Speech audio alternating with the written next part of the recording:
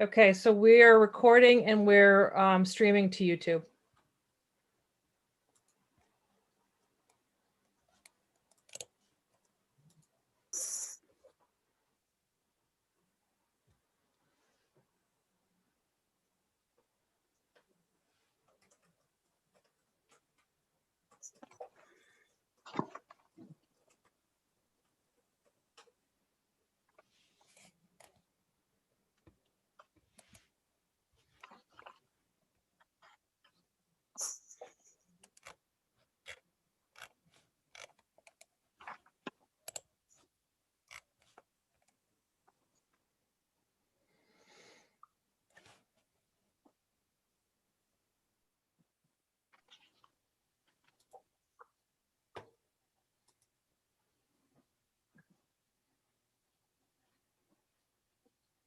Because you have control over who's waiting in the waiting room. Once everybody is in, Randy, can you tell Oliver, please? Well, everyone who's come in is in at this point.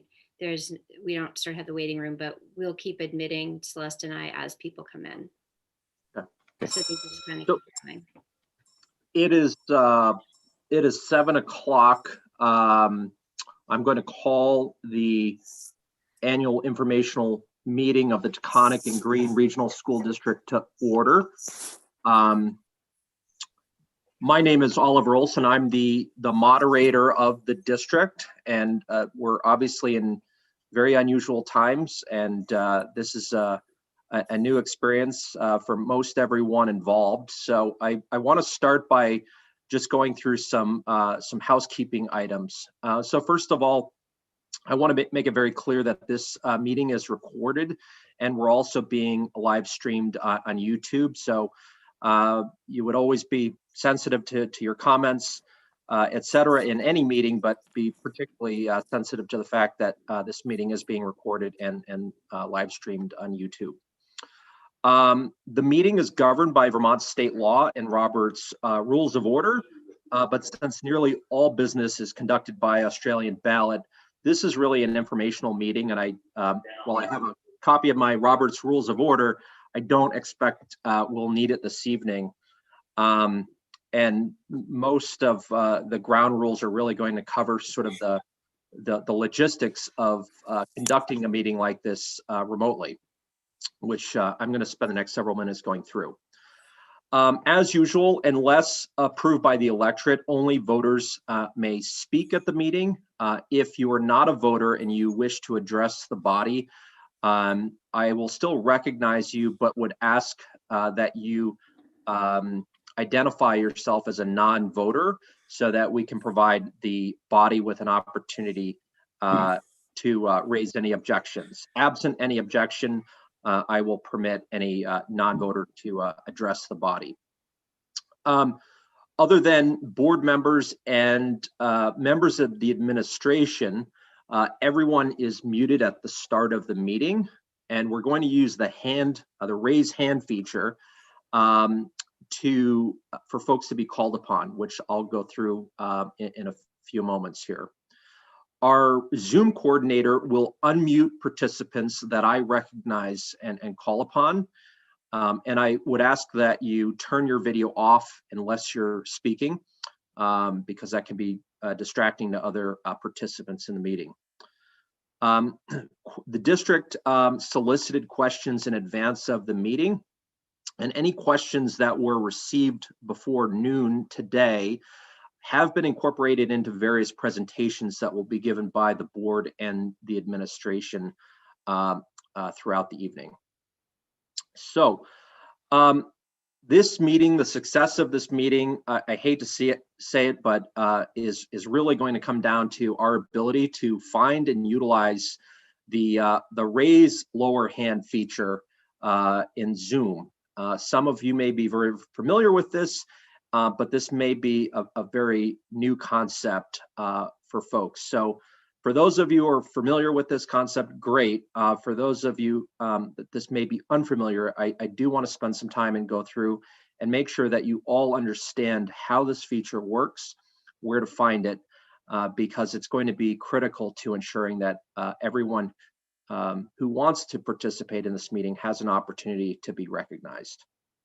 So at the bottom of the screen, I have included a little screenshot that shows what the bottom of your Zoom window will look like if you move the cursor down. Sometimes it's hidden and you need to move the cursor down, and a little bar will pop up. And towards the right, you'll see this little, almost looks like a smiley face with a plus symbol, and it says reactions. And when you click on that, it's going to bring up a little pop-up window. And what we're looking for is this button that says raise hand. There are a bunch of other, there may be other little icons, thumb, heart, etc. Please don't use those. We're really looking for people to use the raise hand feature.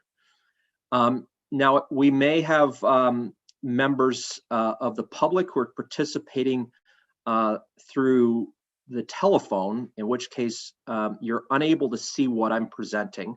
But I want to make sure that if you are participating over the phone, that you also have the opportunity to participate in this meeting. And you can raise and lower your hand by pressing *9 on your phone. But for those of you who are participating through Zoom on your computers, you're going to use the raise lower hand in the Zoom application.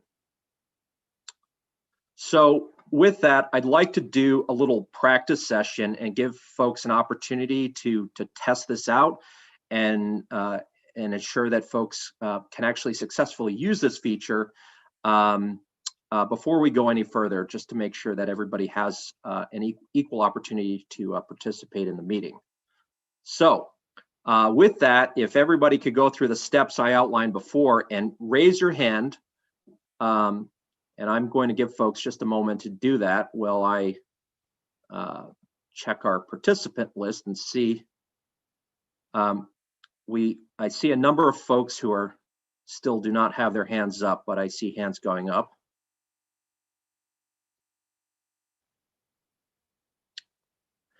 And I see a few folks hitting the clapping button. If you can try to make sure you're hitting the button that says raise hand, that's what we're looking for.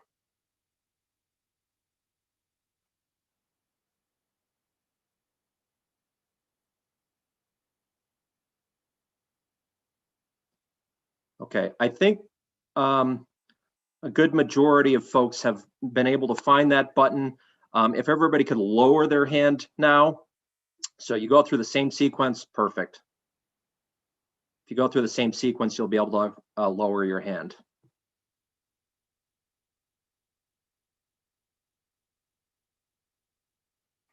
We still have a number of folks who have their hands up. If you do, if you can please lower your hand. And just a reminder, Oliver, that I can put them all down as well. Perfect. Okay, thank you. Alrighty, so if so John Wilson, Seth Bongartz, I'm going to call on you. There you go. Your hands are down. Perfect. Alrighty. Well, hopefully that is reasonably clear to folks. And as we go through this meeting, we're really going to rely on that feature to get my attention, because we have, I think, 50 participants on the line. And without that, it's going to get pretty chaotic. Okay. So next, I'm going to go through just kind of a structure and flow of the meeting in summary. So we're going to start with some introductions. I'm going to hand it off in a moment to Herb Ogden, who's the chair of the board, to provide some introductions of his board colleagues as well as the administration. And then we're going to turn to Article 1 to hear and act upon reports of the school district. At that point, we're going to take a momentary pause, and we're going to turn it over to some local legislators who wish to speak and address the body. So we'll provide them with the opportunity to do that after we dispense with Article 1. And then when we get to Article 2 is to discuss articles to be voted upon by Australian ballot. So the way we're going to conduct this this action is we're going to basically take Articles 4 through 13, which are all voted by Australian ballot, and use those as headings, if you will, for discussion. So as you're, to the extent that you have questions that have not already been addressed, if you can try to confine your questions to those subject areas that correspond with the article numbers. And I will call each one out, and we'll go through each of these topic areas in sequence. After we finish with questions and comments on Article 13, I'll open it up for any other general comments or questions that the members of the audience may have. Article 3 is kind of a pro forma article in all Vermont town and school meetings, and it's to conduct any other business. The challenge with this article is that legally a body cannot take any binding action unless it's properly warned. So any other business is a catch-all for really nothing at all, because there's no action we can take. So absent any other business, then we will conclude the meeting with adjournment. So that's the high-level overview of how we're going to conduct this meeting. So with that, I'm going to stop sharing my screen, and I'm going to turn it over to Herb Ogden, who's the chair of the board, and provide him a few moments to introduce his board colleagues and the administration.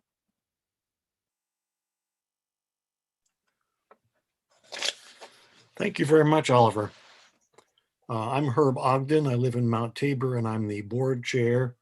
And I would simply ask the other members to introduce themselves in the order that they were given in the hearing guide. So the first one. I'm Vice Dick Chair. Dale, and I'm from Londonderry, and I'm the vice chair. And I'm David Chandler. I'm from Dorset, and I'm the clerk. I'm Alex Wild. I live in Danby. I'm just a board member.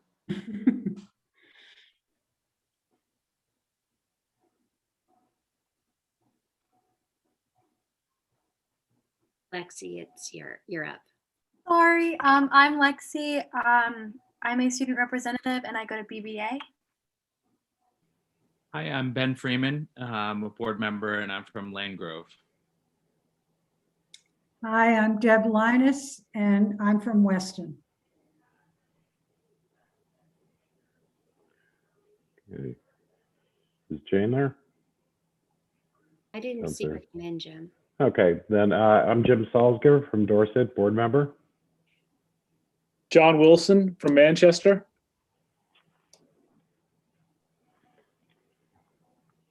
I don't know that I've seen Lee either. No, he's not here yet.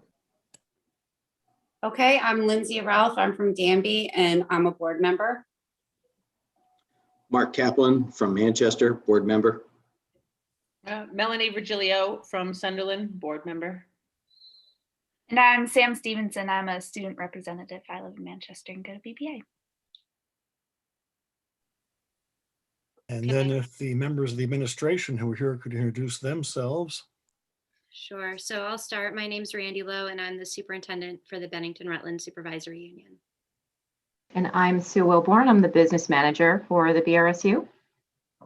Skylar LeBombard, the Director of Teaching and Learning for BRSU. I oversee curriculum instruction and assessment. Skylar, you're a little hard to hear. Can you move closer to the mic? I am Skylar LeBombard, the Director of Teaching and Learning at Bennington-Rutland Supervisory Union, and I oversee curriculum instruction and assessment. And I'm Paul Eaton, Director of Student Services for the SU, and some student services are special education, 504 plans. I oversee Title IX, some social work, homeless liaison, anything that can be considered a service to students. I'm Betsy Mimo, principal at MEMS. I am Carolyn Perillo, the principal at Courier Memorial School. Hi, I'm Deb Fishwick. I'm the other principal at MEMS. And hi, I'm Jackie Wilson. I'm currently the interim principal at the Floodbrook School. Hi, Jen Turner, the principal at Sunderland Elementary.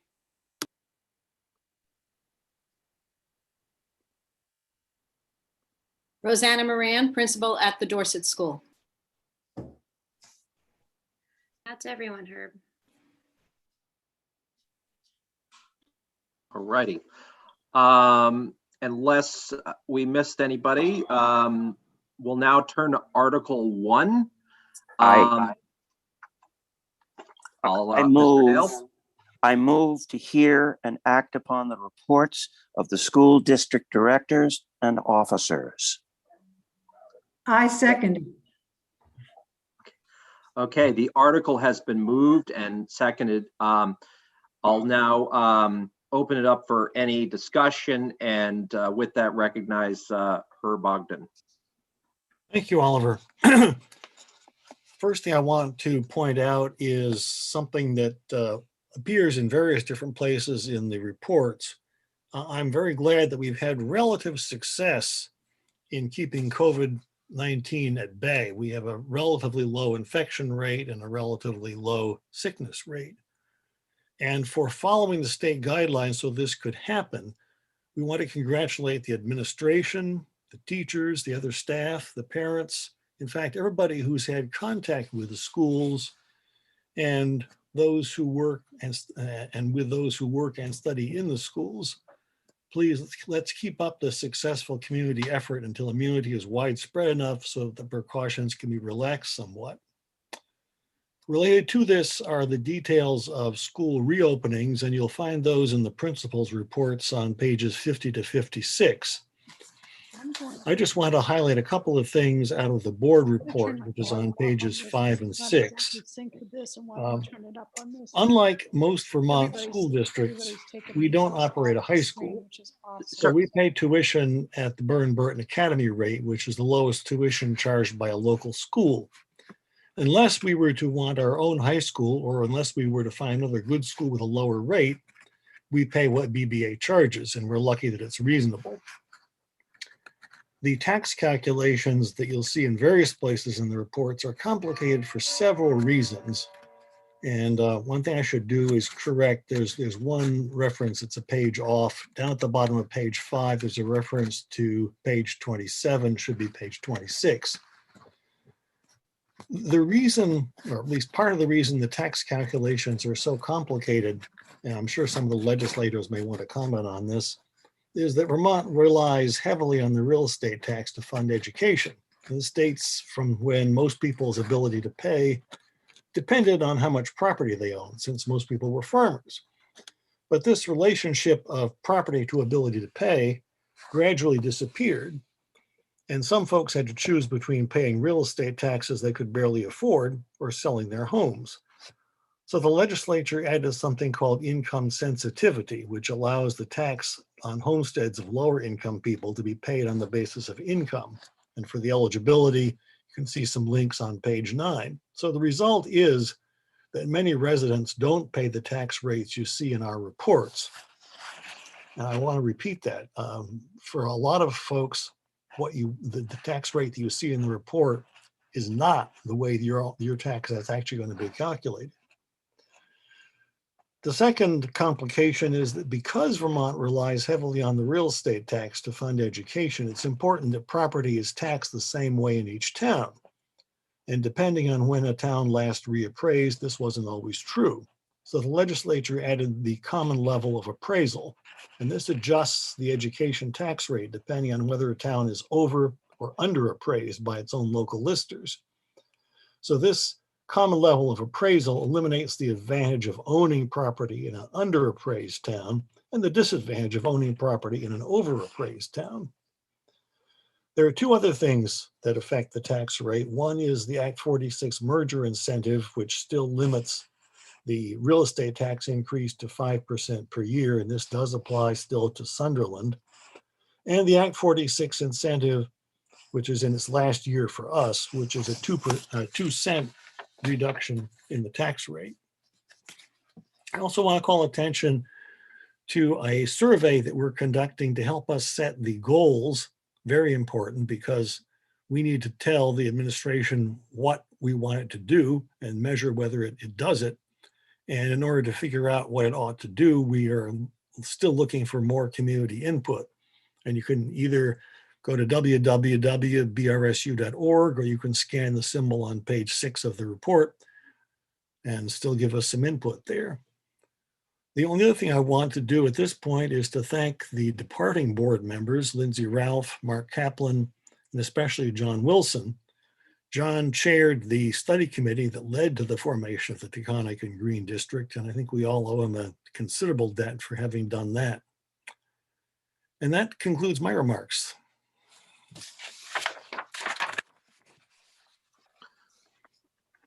Okay, so if there are any questions, keep in mind, we really want to try to concentrate questions in Article 2. So know that you'll have plenty of opportunity to ask questions or make comments. So with that, I would ask for a show of hands, all those in favor of adopting the motion, please signify your approval by raising your hand.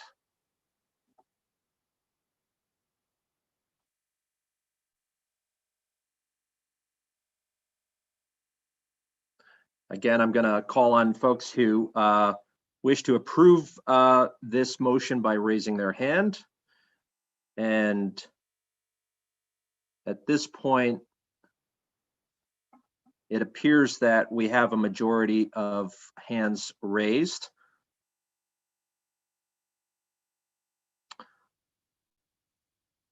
So I'm going to declare the motion as having passed.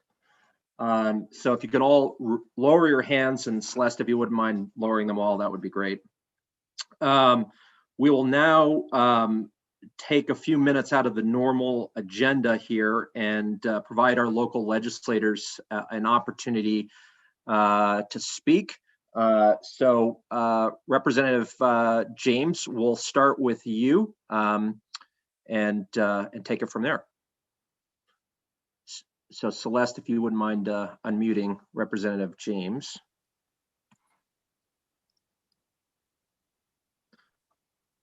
Alrighty, Representative James, you should be unmuted and ready to go. Great, thanks. And I know that everyone has a long agenda tonight, and so we weren't planning to take too much time, but mostly just to introduce ourselves and give a quick update. So I'm Representative Kathleen James, and with Seth Bongartz, who's here also tonight, I'm one of 2 legislators who represent the Bennington 4 district. So Seth and I have Manchester, Arlington, Sandgate, and most of Sunderland. I have been reassigned, this is my 2nd term, and I've been reassigned to the House Education Committee this year, and I was very happy to return there. And I'm also serving as a member on the Select Committee on the Future of Public Higher Education in Vermont, which is the group that is working with a consulting firm, a nonprofit consulting firm out of Colorado, to make a plan recommending a course of action for the financial stability and future of the Vermont State Colleges. As folks probably know, we spend the vast majority of our legislative time working in our committees. And so between those 2 assignments, I would say that I am focused pretty intensely on education, not only pre-K through 12, but also higher ed this year. So in our committee, and I will briefly mention this since this is a school board meeting and it's relevant. We are working hard this session on a literacy bill. It is a grant program that would strengthen literacy teaching by providing grant funds to groups of SUs that would apply for the grant together to strengthen their literacy instruction through professional development, coaching, and I guess I would say supporting best practices. we are working on a school construction bill that would update the facilities standards, call for a statewide assessment of school buildings around Vermont, and also initiate a funding study that would look at ways that Vermont could try to, I guess, reactivate its program that was suspended in 2007, which is when the state stopped helping districts with construction projects. The weighting study is something that is obviously a hot topic, and I'm sure you're all familiar with the weighting study and what that means. But briefly, it's a study commissioned by the University of Vermont that looks at the way we account for the cost of educating various categories of students. And those current weights have been found to be outdated and inaccurate, and a study recommends what those new weights should be. That'll have pretty profound implications for taxpayers around the state, and that work is starting this year in the Senate. We have also passed, which I'm sure you already know, since this is the work you do, we've passed a preliminary cut on the yield bill to help set tax rates around the state. That is H-152. And for those who follow along, in December, the tax commissioner issued his annual letter, kind of an education and fiscal forecast looking ahead at the education fund. And at that time, it looked as though the average tax rate might rise as much as 9% around the state, which is very scary. And fortunately, revenues as they have come in have exceeded what we expected in those projections. And we've been able to set a preliminary, pass a preliminary yield bill that now looks at holding tax rates statewide flat, or perhaps as budgets come in, even less than that. And at the same time, the legislature is working on funding requests for the Vermont State Colleges. And I'm happy to talk offline to anybody who would like to hear about the select committee's work on that. And with that, I think didn't want to take up too much time, so I will pass, I think, to Seth probably, unless the moderator would like to choose. So thank you. All yours, Seth. Thank you so much, Kathleen. Okay, well, I'll go next. So the session, incidentally, I am on the Natural Resources Committee, just so you know.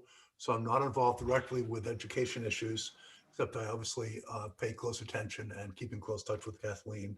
And in fact, I want you all to know that Kelly and Kathleen and I all stay in very close touch, and we have regular meetings just for the purpose of doing that and taking care of our districts, which overlap as much as they do. So in my committee, we've been working on an expanded bottle bill,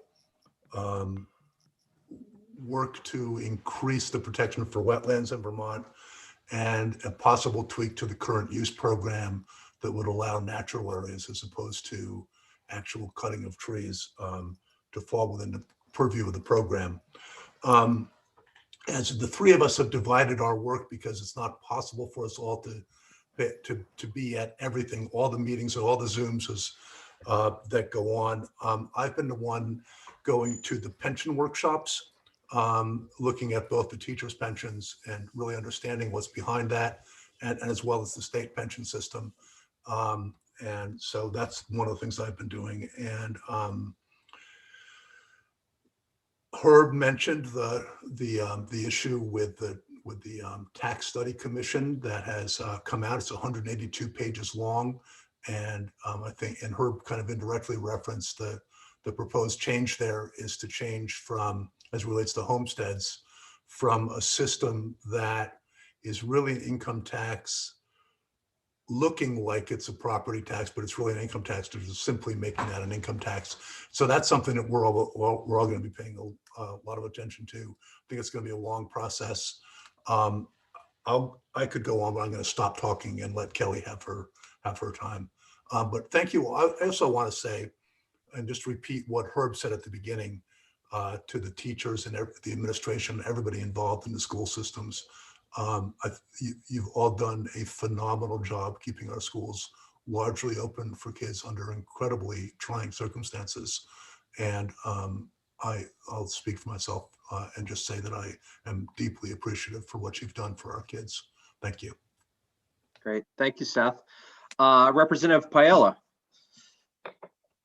Thank you, Mr. Moderator. So I'm Kelly Payala in the Taconic and Green District. I represent Londonderry and Weston, and I also represent Jamaica, Winhall, and Stratton.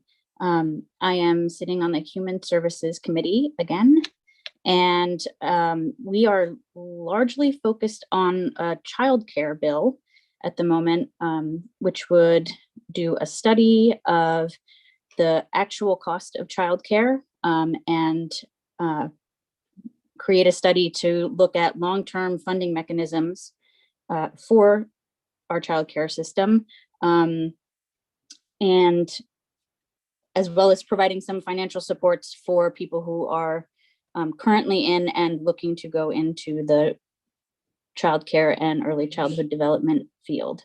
I'm also currently co-chairing a Universal After School Task Force, which is looking at ways to expand access and develop long-term funding sources for after school and third space programs. And I'm hoping that there'll be some money to put towards that in this year's budget as a bridge to the possibility of having revenue from the regulated cannabis market going towards after school funding. So I would say those are the two things that touch the most on the field of education. And there are some other things going on, although we haven't tackled them in committee yet. The childcare bill is taking up a lot of oxygen in the room. And but if anyone wants to talk about that any further, happy to do that offline, and I'll let you all get back to the work of the evening. Excellent. Thank you, Kelly. So normally in a live session, I entertain some opportunity for members of the public to ask their legislators questions, but absent objection, I'm going to move on to the rest of the business and ask folks to reach out to their legislators offline if they have questions or comments based on what was presented. So with that, we're going to now turn to the, I got my notes mixed up here.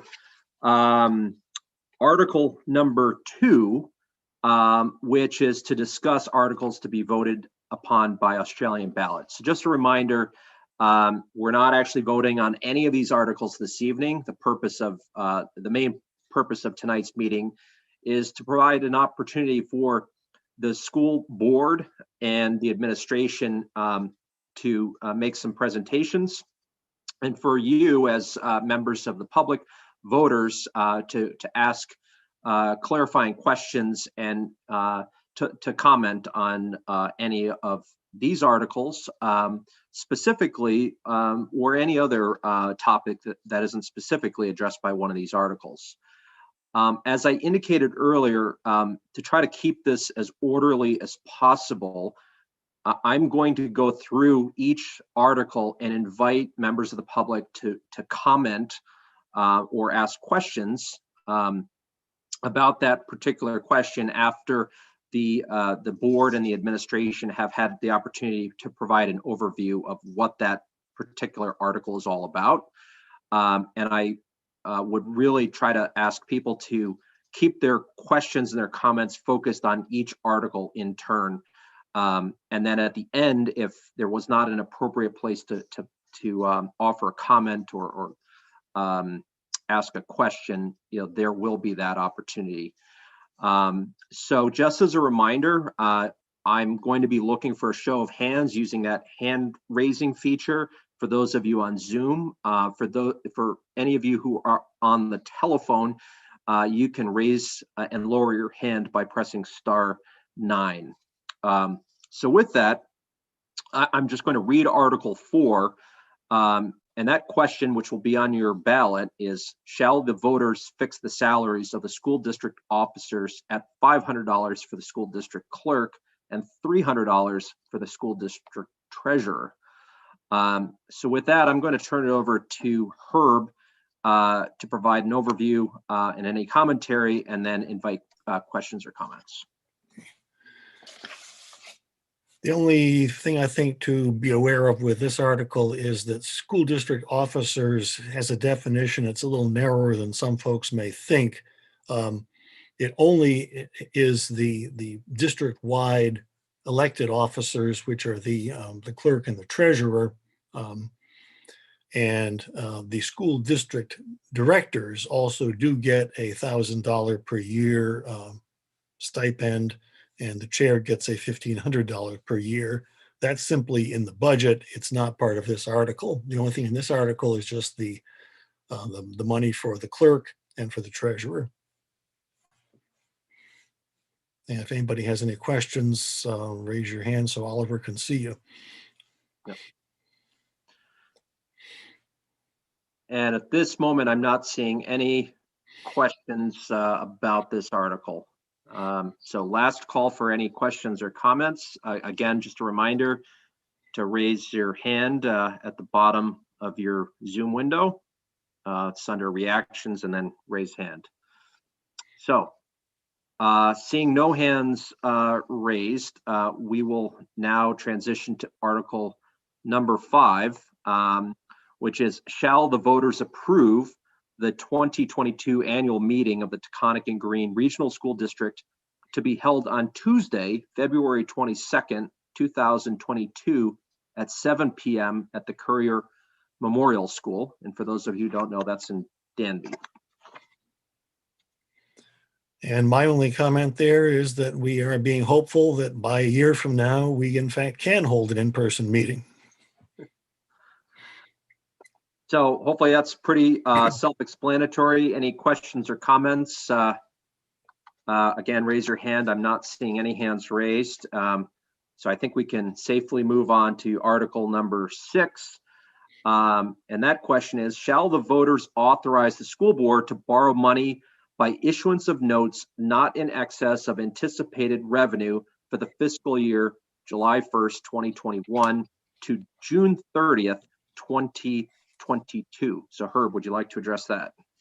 This is always on the warning and is necessary because of the lag between sometimes incurring expenses and the arrival of the money that's been budgeted. So this essentially just allows a district to tide itself over until the money comes in. Again, as Herb noted, this one is on the warning every year. Any questions? Now's your opportunity to raise a hand. And seeing no hands raised, we shall transition to Article 7. And that question is, shall the voters approve payment of the announced tuition rate of Burton Academy in the amount of $18,490 for the 2021 to 2022 school year for the resident pupils in grades 9 through 12 who attend any approved Vermont independent school? So at this point, I'm going to turn it over to Herb, and then after that, Herb can turn it over to Mark Tashjian to speak. Thank you, Mr. Moderator. One of the most important things in Article 7 are the last half dozen words, which is who attend any approved Vermont independent school. Notice that it's restricted to Vermont independent schools, and that it simply says that we pay the Burton rate for those. With that, I think let's hear from the head of Burton. Right. Thank you, Mr. Ogden, and thank you, Mr. Moderator. So we're all getting used to Zoom, and this is not the format that I prefer. And I think it's not the format that a lot of us prefer this year, but it is a lot better. It's better than nothing. So here we are.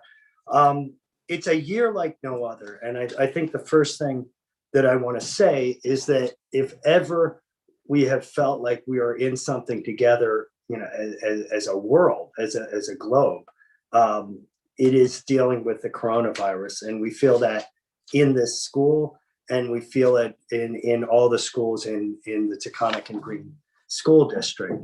I want to talk first just specifically about the tuition. And Mr. Ogden made a comment that in his presentation, he said that we pay what BBA charges and we are lucky that it is reasonable. And I would say that we really try to make it not luck, that our relationship with our sending towns is a relationship of partnership. And I know our Board of Trustees takes that very seriously. I take that very seriously. And we always want to be reasonable while also providing an absolutely superb education, the best education that we can conceive of. The tuition increase for next year is 2.8%, and understanding it is pretty simple. We are in balance. We're in relative balance, I would say, despite the challenges of this year. And this year, I'm sure we will run a deficit. I'm not sure how deep a deficit, but we've incurred a lot of COVID expenses, about $500,000 worth. But in relative balance, next year we're looking at a benefits increase of 10%, and that's a statewide education medical cost increase. All the schools in the statewide program are experiencing that very same 10% increase. And once you increase benefits by 10%, there's very little left to provide salary increases or deal with other costs. So the 2.8% tuition increase is really simply to keep us in balance with a 10% benefits increase. So I hope that addresses the tuition itself. And then what I thought I would do is just make a couple of high points about education in the age of coronavirus. Right now, there's a nationwide debate because 50% of students nationwide still have not seen the inside of a classroom. And they haven't seen the inside of a classroom since mid-March of last year. It's an unfolding educational catastrophe.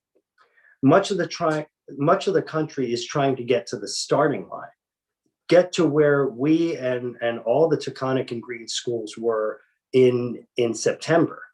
And they're not even there yet. So we are as a state, and we are as a district, an easy, good 6 months ahead of most of the nation. Students are showing up, and there's a phenomenon called ghosting at the high school level. Students are showing up in our high school at Burton every day. And in fact, the students that struggle most are given exemptions so that they're able to attend every day if they need to. We want to make sure kids are successful, and we're doing that and not losing students to ghosting or to dropping out. And I'm really, really proud of that. We'd love to get to 100% attendance every day. And I'm pretty sure that every principal and every educator on this in this meeting would say the same thing. It's that the path is clear, but it's not easy. In my view, and I know from an open letter that the Taconic and Green shared, the path is vaccines, vaccinate our faculty and staff, and we need to adjust the 6-foot distance requirement. Those two factors are what will get us to 100%. I think we all know we have an obligation to protect our teachers and ensure they are working under safe conditions. We're able to do that now, but we're able to do that through masking and distancing, and we just don't have the distance if we go to 100%. I want to give a huge shout out to our students who have been amazing through this.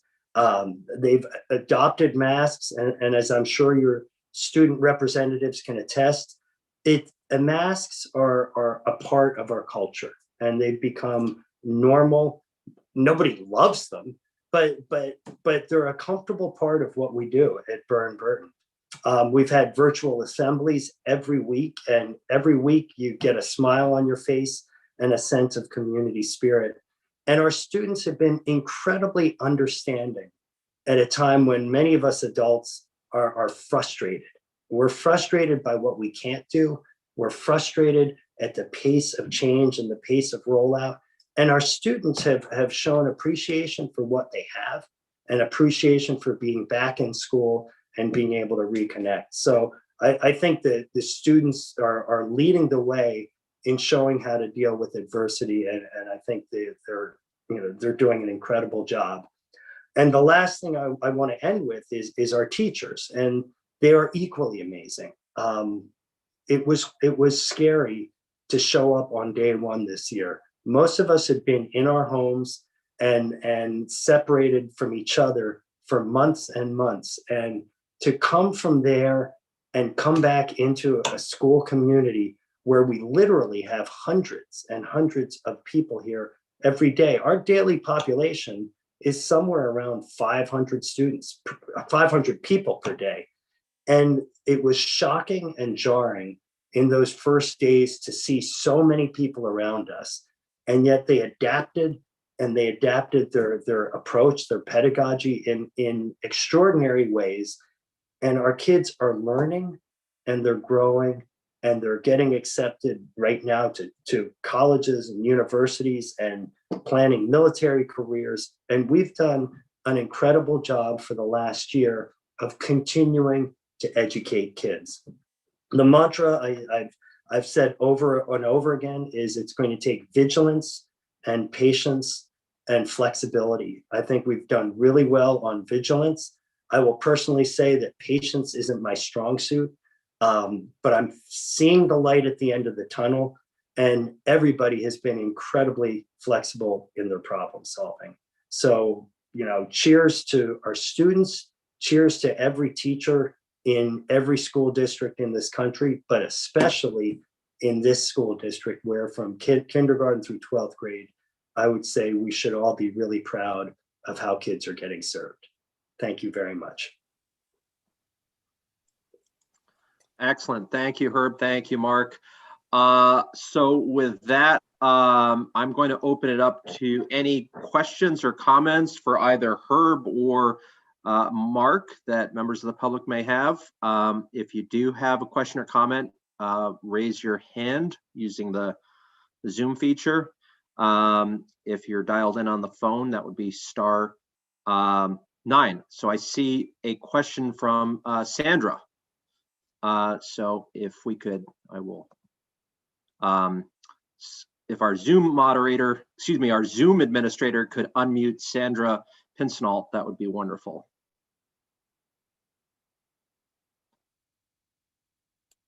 She has to unmute herself. Oh, okay. You're still muted, Sandra.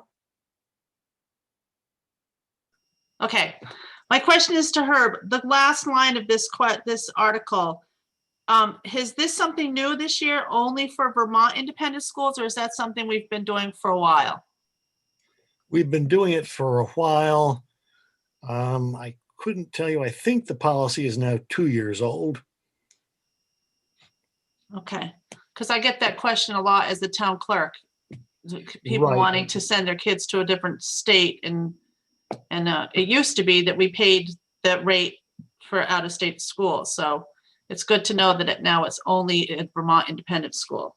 Right. When we formed the Taconic and Green District, there was not uniform practice among the districts that combined to do that, and this was the solution we arrived at. Okay, thank you. Great.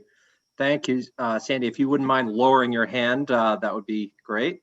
And I saw a hand raised by A. Granquist. I'm not sure if it was Wayne or Debbie. Your hand is down now, but I would certainly, if you wouldn't mind unmuting the Granquists to give them an opportunity to ask their question or offer comment. Oliver, can you hear me? Yes, I can. I had sent a question in advance, which I assumed would be answered in the remarks by BBA. And my question in advance was that BBA is $10 million plus out of our $33 million budget, and about 31%. And I was curious about, since the board of T&G has a fiduciary responsibility, what examination do they make of the Burton financial situation? For example, do they get and review the copy of the 990 that comes out every year? Just so they have a sense of where BBA is spending the money we send them. So Herb, that question was addressed to you. If you want to take a stab. I can take a very short stab at it. We don't see that, and I'll turn it over to Mark.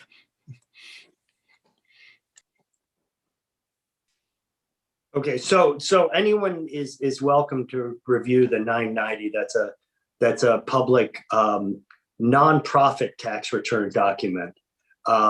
So they're welcome to review. You know, our structure, Wayne, is pretty simple. You know, as are most schools, it's people. You know, 75% of our costs are salaries and benefits, or roughly 75% are salaries and benefits, and with the remainder being, you know, the various, you know, heat and light and power and materials and supplies and busing and, you know, kind of the catch-all category.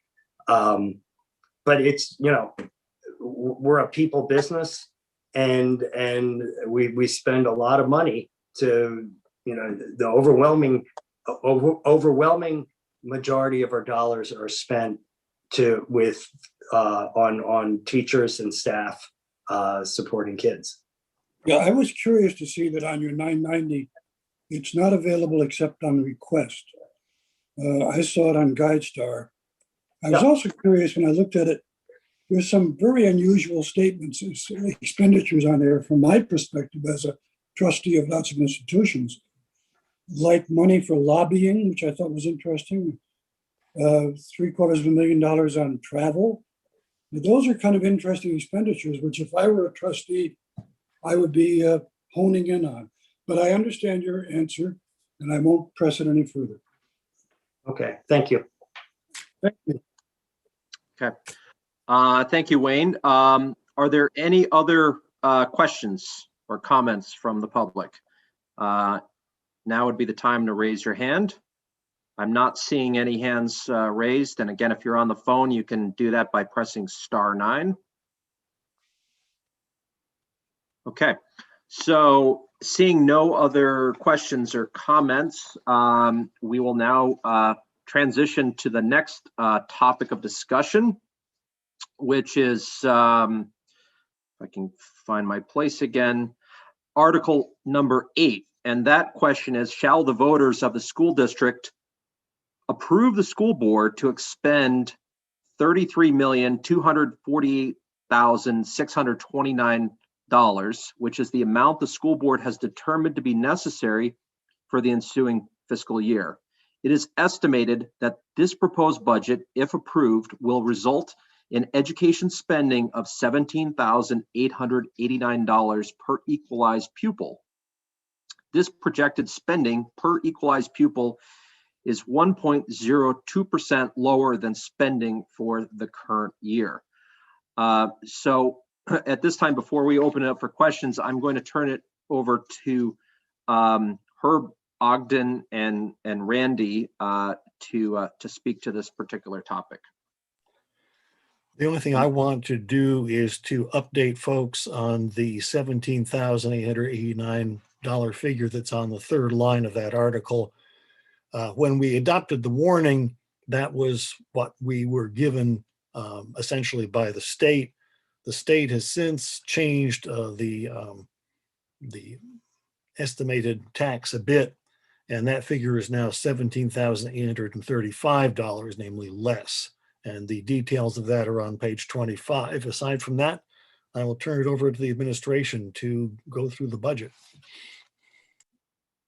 Okay, so this is Randy Lowe, the superintendent for the BRSU. Sue Wilborn, I will have you join me. And what we've done is we've worked with the board to create a slideshow presentation to highlight parts of the of our budget for you. And so Sue and I are going to work together to run through this document. So if you just give me a moment, I will share my screen.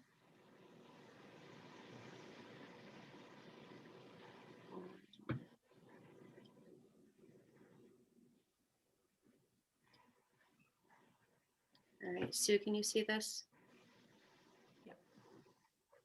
Yes? Yep. Okay. Okay. So we're gonna, you'll see us sort of go back and forth. I'll start the presentation and then we'll turn it over to Sue. And Sue Wilborn's our business manager for the district and the supervisory union. And then we'll close out again with me. Oops. I don't know why this is not, there we go. Okay. So as Herb just said, our budget this year is representing a cost reduction from last year. And there are a few items in general that are influencing the budget that are kind of additional costs or additional services that we're providing for the upcoming year or that weren't budgeted this year. One of those is a new assessment and personalized reading and math instruction system called iReady, which gives us our benchmark assessment 3 times a year, as well as providing personalized learning paths in the academic areas of reading and math. This year, because of COVID-19, we are engaging in our learning through a learning management system.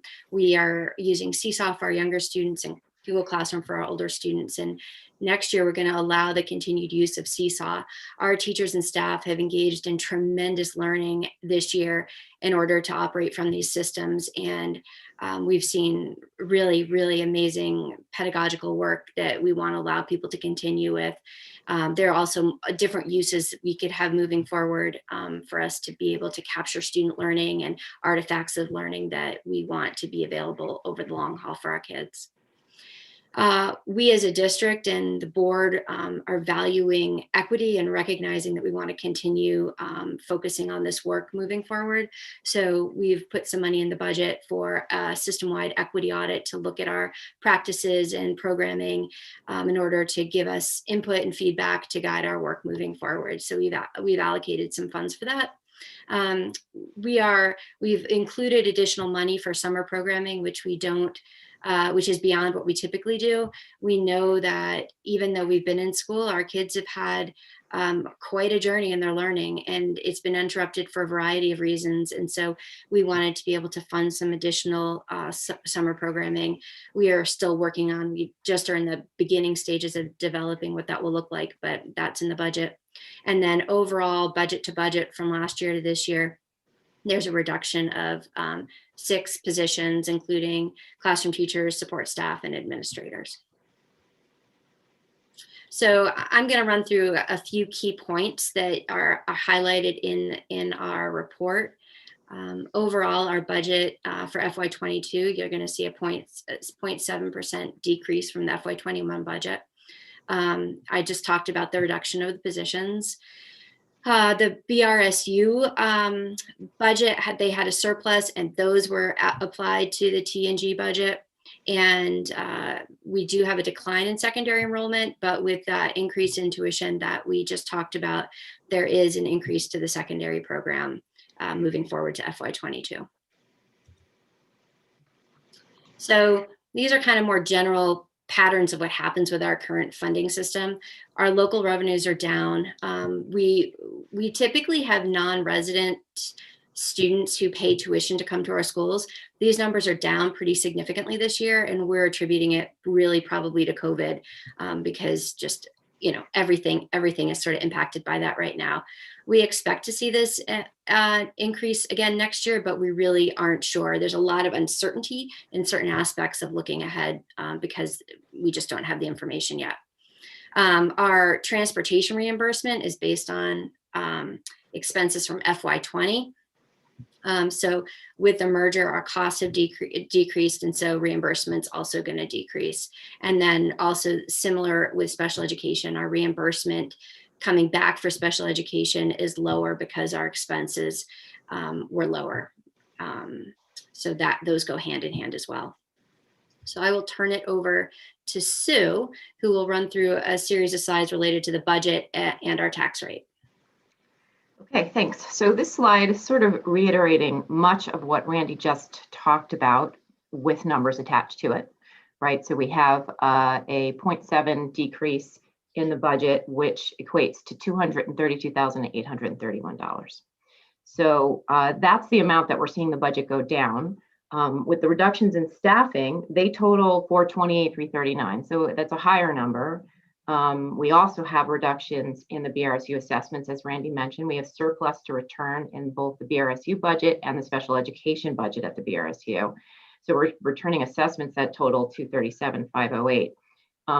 On the other side of the coin, we have some increases from the secondary program because of those increased tuition rates. So even though we're seeing a decline of about 7 students that we expect to be enrolled next year in the secondary program, we're still seeing an increase in the overall secondary costs because of the tuition rates.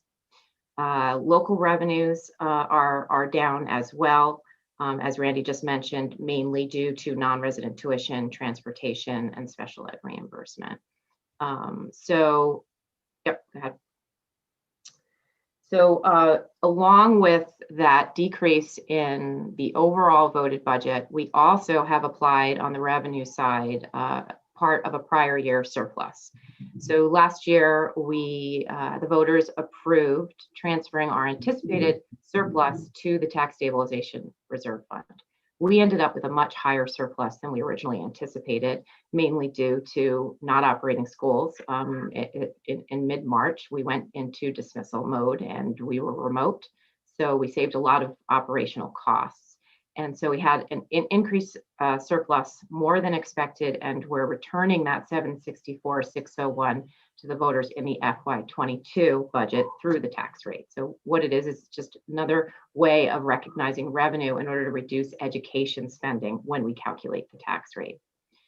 So that equates to about 4 cents on the tax rate for us. So it's a significant number. And we're reminding you that it's probably not going to be available in future years, right? So when we see that decrease in a tax rate from one year to the next, because of the use of this surplus, if we don't have those funds available to use in the following year, then the tax rate, all other things being equal, would go up by 4 cents in the following year. So just sort of keep that in mind, that it's helpful to reduce the tax rate this year, and those funds are being returned, but at the same time, it's going to have an impact in future years. So that specifically impacts education spending. Education spending is the biggest chunk in our revenues. It's the money that comes from the education fund, and it is what drives the tax rate. So you can see down below, the education spending is down by $581,676, and what is impacting that education spending? What's making it go down? So we have the budget decrease that we talked about of that 232. And that's going to decrease your ed spending. We also talked about local revenues going down. So they're going down by 415,756. That's going to increase ed spending. And then we have that surplus, which again is going to decrease ed spending. So overall, we have that net decline in ed spending of 581, which is going to drive that tax rate down.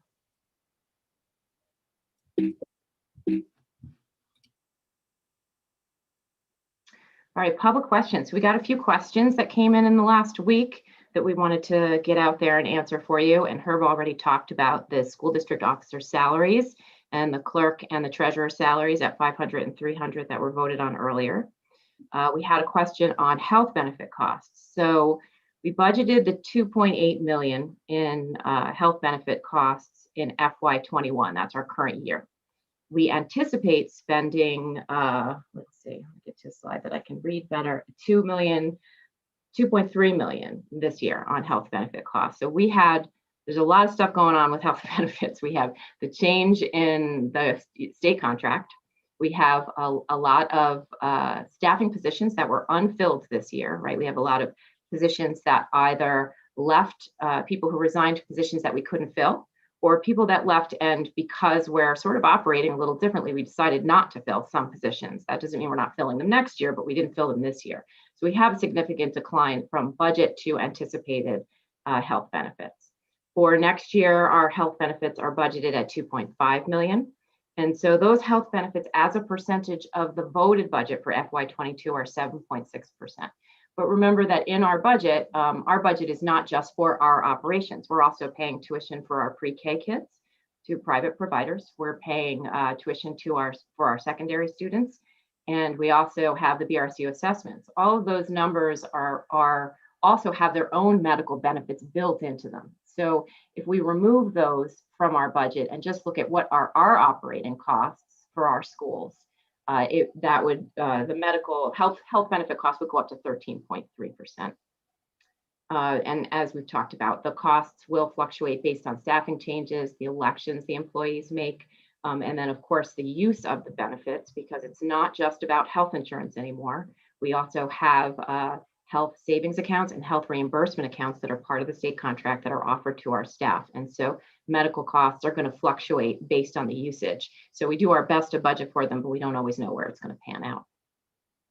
The next question we got, great question, was why aren't we using the anticipated surplus of 1,000 that we think we might end the year with this year towards reducing taxes, to further reduce taxes?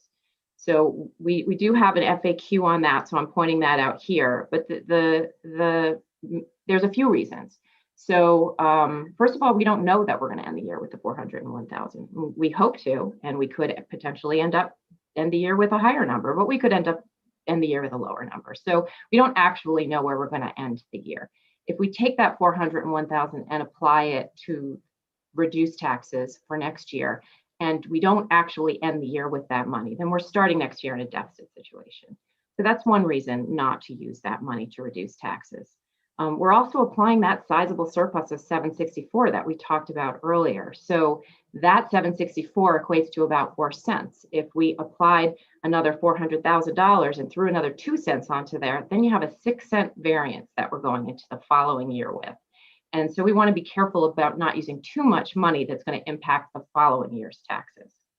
And then another thing to point out, part of the question that was asked was, don't we have enough money in reserves right now to sort of help out with emergencies? We have 500,000 sitting in tax stabilization. We have 1.2 million sitting in building reserves. Isn't that enough money to help offset any sort of emergencies?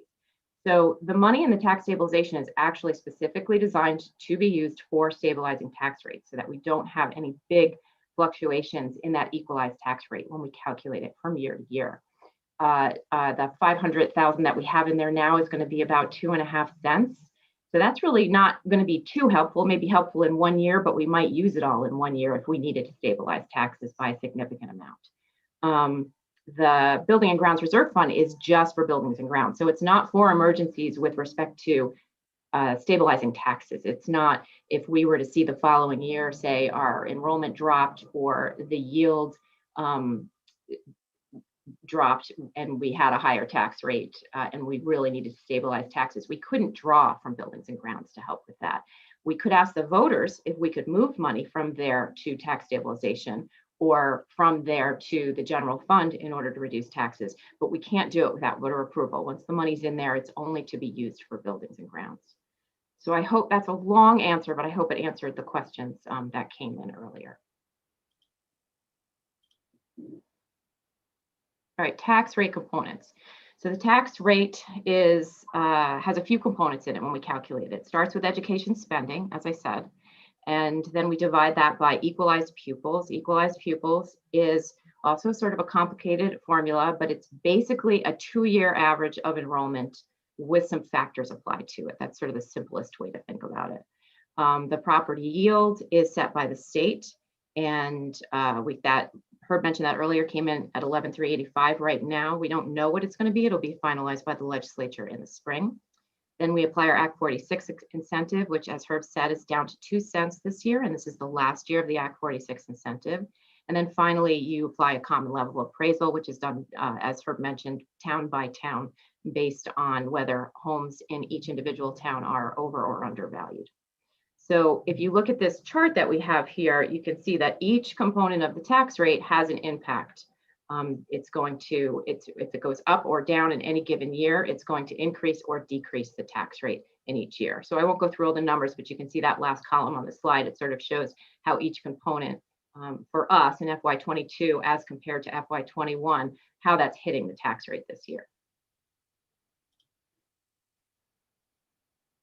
And then this is a nice chart of all of our towns and sort of shows you how we get to that final tax rate. We have an equalized tax rate that we have calculated this year, estimated at 1.547. So that's for this year. And that's the tax rate that applies for everybody, right? That's the Taconic and Green tax rate. For Act 46, this is our last year of our incentive. So the first thing that Act 46 allowed for was if you were over or under 5% of the prior year's tax rate, you would be limited to that tax rate, to that 5%. You wouldn't have to have a tax rate that went up or down more than that 5%. Once you are within that 5% range, then that limitation will no longer apply to the town. The only town left in that limitation is Sunderland, because Sunderland had available surplus that they applied knowing they were going into the merger. They applied it all in 1 year to lower their tax rate down to $1. So they've been just going up that 5% every year. And now they're in their last year of that limitation. So Sunderland voters should be prepared for a significant increase in their tax rate next year because they're going to be coming up to the same rate that the other towns are paying under Taconic and Green, the full equalized rate. So you can see in that second to last column, everybody's at 1.547 except for Sunderland. And then we just show the percentage change from the prior year.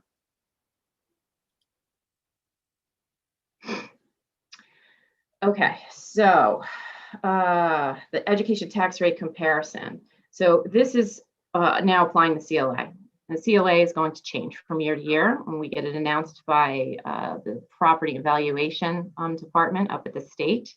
And you can see in each individual town, it's changing. In Danby, it's going up a little. In Dorset, it's going down a little. And that is going to impact the tax rate calculation. So we start with your equalized tax rate. That's the one that we share across the whole district, unless you're limited like Sunderland. We divide that by your common level of appraisal to get that actual tax rate that you're going to see on your tax bill. Keep in mind that these are just projections. They're based on the current property yield that we're using of 11,385, which is subject to change by the legislature.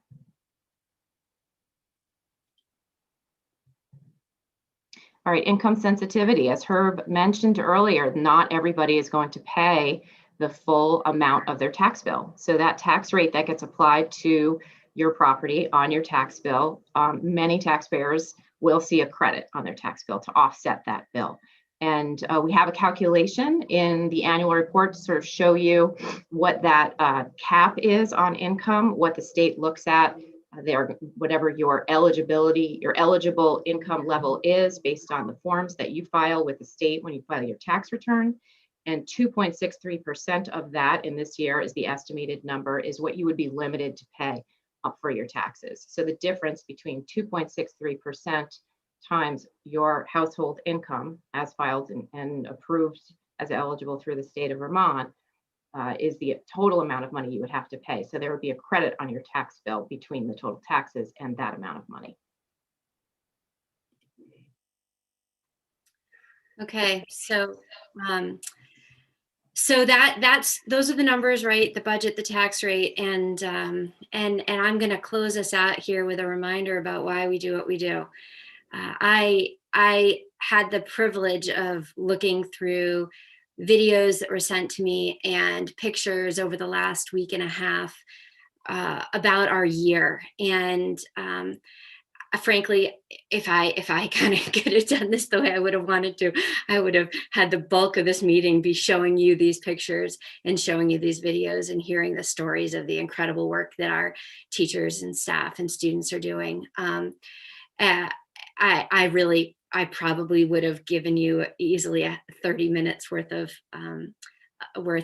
material to sift through and watch and join me in appreciating. But I didn't do that. I ultimately landed on a clip from a video that was created by our art teacher at Dorset, Dave Parlberg-Quam, and he is on this meeting. I believe I saw you, Dave. So he does know that I'm showing this today. We had so many amazing things from schools, but this is the one that I clipped down. We'll include the full 9-minute video on our brsu.org site when we put all of these materials from tonight, make them available to people. But I encourage you to sit back, take a deep breath, and enjoy this 2.5 minutes that he created with his students. Coronavirus has affected us in a lot of different ways, like not being able to go to school anymore. But it has also brought upon, for me at least, some good opportunities to spend more time with family, develop healthy routines, and get more free time to ultimately be myself.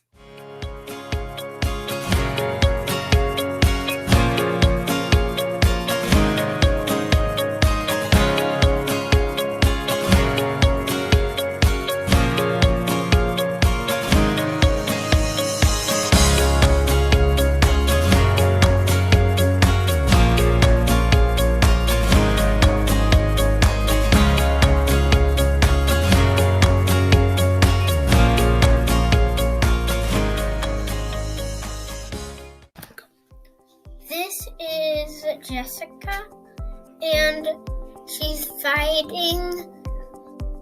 Well, it's nighttime, and she's blowing up the COVID's house while COVID's inside of it, and she's blowing it up with TNT. For how my family is doing and staying safe, we are all quarantining in our house. We've been in our house for a pretty long time now, not going out except when we need groceries and stuff. So yeah, this is my art assignment.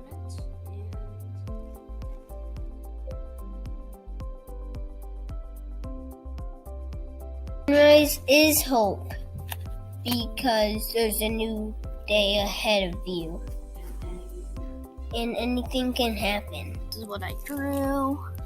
You can see there's a goal, a soccer guy, a ball, and the ball says hope ball because every time you shoot a ball, you hope it goes in. Coronavirus, and I'm gonna place that in the bottom right corner, and I'm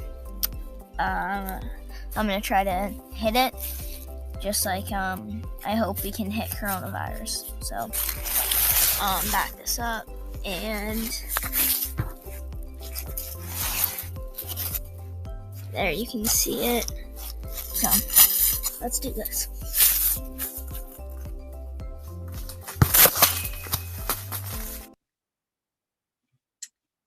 Okay, so that is the end of the video, and I hope that it touched you as much as it did me, and I feel like it does a good job of capturing what life is like for our children today. And I was meeting with our administrators today, and one of our principals commented about the fact that our kindergartners and preschoolers haven't seen the face of their teachers and those other adults in the school, and we haven't seen their faces either. And that was a powerful comment to think about, that what our children are experiencing this year is nothing that any of us have ever experienced before. And our teachers are teaching under conditions that we cannot even begin to understand. The conditions in which they're teaching are filled with protocols and health procedures and mitigating strategies, and they're teaching under those conditions all the time.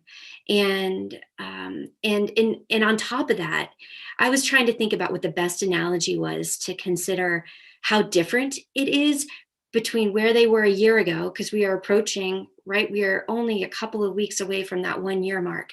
So literally 12 months ago, our teachers were teaching in a way that they could not even begin, could not any of us conceive of where we are today. And I was actually, the only analogy I could come up with was going from a manual typewriter to an iPad overnight. And, you know, they sort of do the same thing, but the platforms are so unbelievably different. And you can't even conceptualize what it would have been like to go from a typewriter to an iPad and have them serve the same functionality. It's unbelievable. And, you know, I every single day can't even begin to express my my deep appreciation for the work that everyone is doing this year. Anyway, all right, I'll continue on, but thank you for that moment. Coronavirus Oops, has hold on, affected us in a lot of different. hold on. Let me see if I can, okay. All right, so that is essentially the end of our presentation. So let me stop sharing this and come back over here to the rest of you. I know Oliver, I shouldn't call you Oliver, everyone else is so much more formal than I am. Mr. Moderator, Mr. Olson and Mr. Ogden, our board chair, asked me if I would make a couple of comments. So I think this probably makes the most sense for me to just make a comment before we open this up to questions, or I'll leave that to Mr. Moderator to do. But as I said, you know, it's been quite a year, and for those of you who don't know, this is my first year serving as a superintendent for the Bennington-Rutland Supervisory Union, and it's not what I thought it was going to be, but it has been probably the experience of a lifetime so far. You know, as I said, we are having all these health and safety protocols in place, and it's mind blowing how our children have rallied, and how our staff and teachers have rallied around that. We do have roughly 20% of our students are remote learners, but every month that drops a little bit. The majority of our kids are in person. All of our schools have in-person learning 4 days a week for our students, which is great considering what's happening in the rest of the country. And we heard what Mr. Tajin talked about with that, especially at the high school level. What else did I want to say? I think just to make some comments about looking ahead, as we look ahead, there are components of our thinking that aren't captured in the budget. We do have some Corona relief funding available to us from a number of sources, and we're really trying to think about what will be our needs next year when we come back to be planning and thinking about student and staff support as we transition back out of this pandemic. We're also going to be, I'm already starting to look ahead to next year, which is challenging for many people. It's easy to be kind of stuck in the now with everything happening. But as we look ahead, we've been working from a model of programming that we call the Teachers as Designers of Learning model. And for about the last 5, 6, 7 years, there's been a lot of supervisory union driven training for our teachers around realizing the heart and soul of that model. And Superintendent Wilson just really spearheaded that. And now that I'm here, we're going to be taking all that SU level work and turning that over to the buildings, and our buildings and leaders and teachers will be looking at where are we in the implementation of this model? With all the learning we've done, what are going to be our focus areas for our school based on what our needs are? And so principals are beginning to start to think about that, and they'll be starting to communicate with teachers around that work. And I'm very much looking forward to that opportunity over the next stretch of years to be implementing that work that we've been focusing on so much as a system. And the last thing I'll say is I want to, I feel like I could go on for, again, 20 minutes thanking people. My first thank you will be to Jackie Wilson at this point. For some of you, although not all of you, probably know that she stepped into the role of interim principal at the Floodbrook School under short order, and has just stepped in with the grace and professionalism and competence that we would expect. And I want to really publicly thank her for that. Our families, oh my goodness, our families, and I don't know that if it weren't for this pandemic that I would have been able to get to know as many families virtually as I have. The number of emails I've received and feedback and support and even suggestions around things I can improve or change or do differently. I have just come to appreciate our community in a way that I don't think I would have had the ability to do if we weren't operating under these conditions. Our school board members, I've said this before, I'm really deeply grateful. I know what a tremendous gift it is to be operating with the Taconic and Green Board and their support and their leadership and their care of our educational programming and the equity in our schools is second to none. And it's a privilege to be working with them. And, finally, our teachers and staff and leaders, man, this has been quite a year, and words just can't begin to describe how I feel about them. I've talked at the end of the video about it, but man, if you have a chance you see a teacher or staff member, please take a moment to thank them for their work. The hours, the learning, the commitment, the care is unbelievable, and we live in a pretty great community. So you get a lot with our budget. You get a lot that isn't incorporated in the numbers. And so I think I'll stop there, but thank you. I'll turn it back over to you, Mr. Moderator. Excellent. Thank you so much for that wonderful presentation. So with that, we'll open it up for any questions or comments on the budget from members of the public. So just a reminder to raise your hand using that Zoom feature. Or if you're on the phone, you can press *9. I'm not seeing any hands raised at this point. So seeing no hands raised, we'll move on to the next item in the warning here.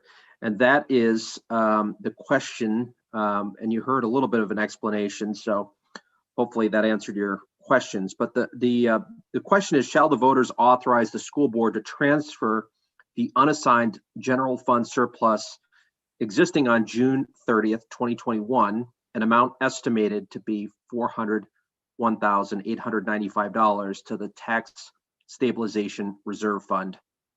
And given that there was an explanation of this item, I won't call on Herb to go through it again, but would open the floor to any questions. So if you have any questions, go ahead and raise your hand.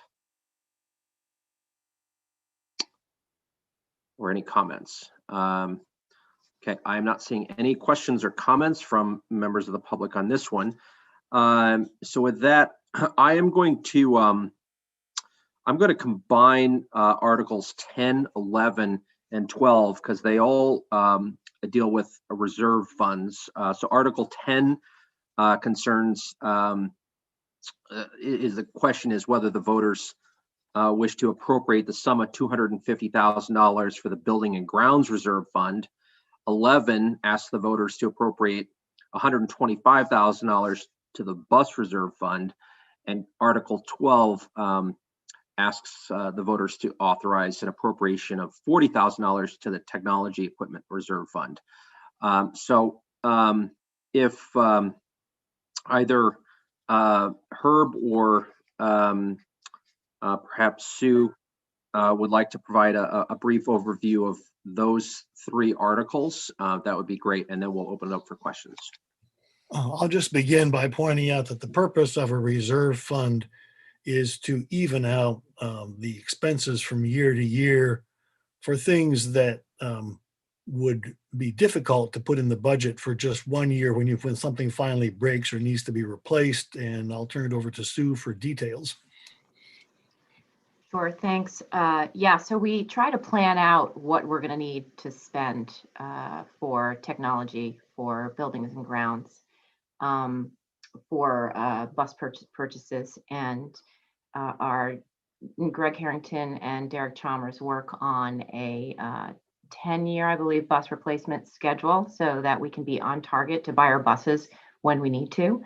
Obviously, they assess that on an annual basis to determine whether or not we really do need to buy the bus when we plan to. So we don't always buy that bus, and then we'll reevaluate those funds to see if we need to continue to raise the same amount of money every year. They also do a 5-year replacement schedule on buildings and grounds. And again, they do the same thing with that, reassessing what our needs are based on the projects that we've been working on. Dennis DeWord, our director of technology, does I believe he goes out 5 years on a technology plan for purchasing technology equipment for not only the central office, but all of the school, for all of TNG schools. So, so with that, we're trying to, as Herb said, we want to even out any spikes in spending. And if we include the same amount of money in the articles from year to year, we're not impacting that tax rate. You're going to see that sort of same number every year. We're not spending a whole bunch in one year to make large purchases. So, and that's what it's based on. Okay, wonderful. So with that, are there any questions or comments on the questions in Articles 10, 11, or 12, which pertain to the various reserve funds? Go ahead and raise your hand if you have any questions or comments. I'm not seeing any hands raised. So with that, we will turn to Article 13. And this article concerns the election of various officers and school director positions. So with that, I'll turn it over to Herb for a few comments and observations. One thing that's really important is that all these positions are at-large positions. And it's a little confusing that we've also referred to some positions that are reserved for a resident of the 4 largest towns, namely Danby, Dorset, Londonderry, and Manchester, as being at large. This is explained on page 7 of the reports, but let me just try to summarize here. Every voter in every one of the 9 towns can cast a vote for every school board member, regardless of which town the school board member comes from. And when you look at your ballot, you'll see, for example, Manchester School Board Director. That does not mean that you have to live in Manchester to vote for that person, however. You can vote for Manchester School Board Director if you live in Mount Tabor, Londonderry, Landgrove, or wherever it is. With that said, I would like to know whether anybody knows of somebody who's not on the ballot who's interested in running as a write-in for the seat reserved for a resident of Manchester, or 1 seat reserved for residents of Manchester, Dorset, Londonderry, and Danby. Because if you look at your ballot, you'll see that there is nobody listed for those positions. And we would encourage anybody who is interested in running as a write-in to get a bit organized, because our understanding is that under state law, less than 30 votes for a write-in would not result in that person being elected. You can't just write in 2 people, and if nobody else writes in 2 people, then they get elected. You do need a threshold number of people to write in someone before that can count. The alternative, if we wind up with nobody elected, is that the board then appoints somebody to fill the position, but we'd much rather have democracy work. So if you know of somebody who is interested in running as a write-in, I think this might be the time to tell everybody who it is and where they're from. So with that, I will open it up to and invite anyone who has some comment to offer to raise their hand. I'm not seeing any at the moment. Oh, I do. Okay, we have Cynthia Rosen-Malter. So if we could unmute Cynthia. And Cynthia, you may need to unmute. Yeah, you're good to go. So go ahead and the floor is yours. Okay, I'm sorry that this is late. Actually, this is a follow-up for Superintendent Lowe's presentation. I just couldn't find where the hand was to raise. She spoke beautifully about the teaching staff. She also talked about cutting back on support staff. Our special ed costs are going down. I have no problem with costs going down, that's for sure. But I'm concerned, we live in a difficult time. We have drug problems. Everybody knows we have a lot of social issues going on. How are the teachers feeling about the reduction in support staff? I know when I taught in Rutland, support staff was really important for me. And that was years ago, and that was at an elementary level. I'm just wondering about the timing of reducing support staff. Sure. So the few support staff positions that are being reduced were tied to specific students who are no longer here. Okay. Okay. That's easy. Yeah. And then as we look ahead to next year, as I said, we anticipate that there's going to be some, I think what you're alluding to is we're going to probably have some different needs next year, transitioning back to school for everyone. And so we are allocating ESSER funds and Corona relief funds that we can to looking ahead to adding a social worker position, adding a position to support students and staff and like transitioning back to school for full days, 5 days a week. And so we're trying to be very strategic and intentional right now in anticipating what those needs will be. That's great. I didn't think about COVID relief funds and the role they could play. I just know that whole issue of faces being masked, and unless a student's very out there with their expression, teachers are not going to be able to key in as to whatever their frustrations are until something might become a more explosive situation. So no, yeah, reduction in numbers of special ed needs, I get that. And thank you for your explanation. Sure. Okay, wonderful. Thank you, Cynthia. So with that, I'm going to go back to the original question from Mr. Ogden, which was whether there are any candidates that anyone may be aware of, potential write-in candidates for one of the open positions, because as we understand it, we have more open positions than we have candidates. So if you know of anybody, you can raise your hand now. That would be great.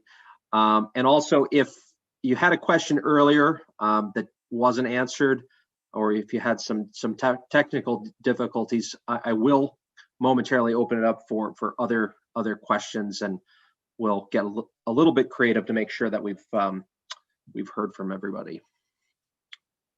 So I'm not seeing any hands raised, Herb, I'm afraid to report.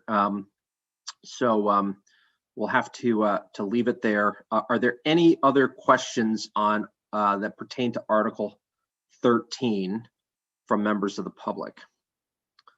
If there are, please raise your hand. Seeing none, at this point, I'm going to open it up to any other questions that perhaps didn't fit neatly with one of those topic areas that we just went through between Articles 4 and 13. So if you have a question for the administration or comment for the administration or the school board, now would be a good time to raise your hand. I'm going to start with that, and then we're going to live dangerously and unmute the lines and see if there's anybody out there that wishes to speak who had technical difficulties. So I'm not seeing any hands raised. In a moment, I'm going to ask our administrator to unmute the lines. Again, we're going to live a little dangerously, and just to provide people with an opportunity to speak up if for some reason they were unable to raise their hand. I do want to make sure that people have every opportunity to participate in this meeting. So with that, Celeste, if you could unmute all the lines, and we'll give it a moment here and see if there are any people who wish to speak. You may have muted your own line, in which case you'll need to unmute that. But if you have a question or wish to speak, you can simply state your name to get my attention, and I will call upon you. I am not seeing any hands, and I'm not hearing any voices. So Celeste, I'm going to ask you to mute the lines again, so we can move on to our final item of business, which is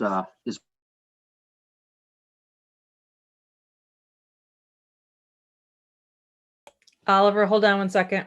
You have to unmute yourself. Sorry, when I do everybody, it includes you. Thank you. Yes.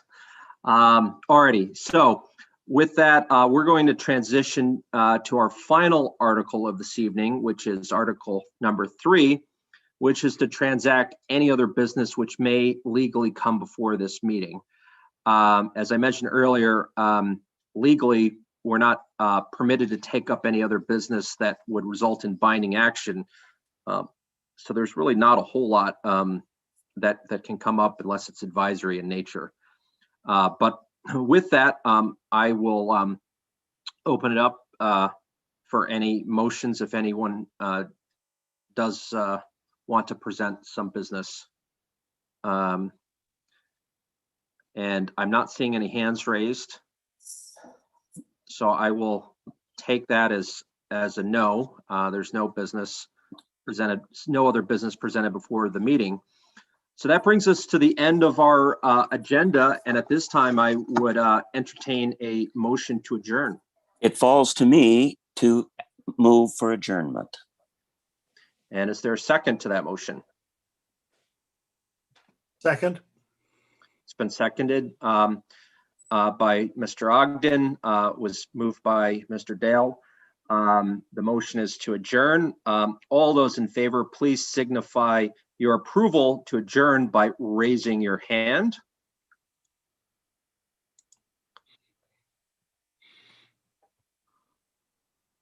Give it a moment here for some more hands. Alrighty, Celeste, if you can put everybody's hand down. And now all those opposed to adjourning, you can put your hand up.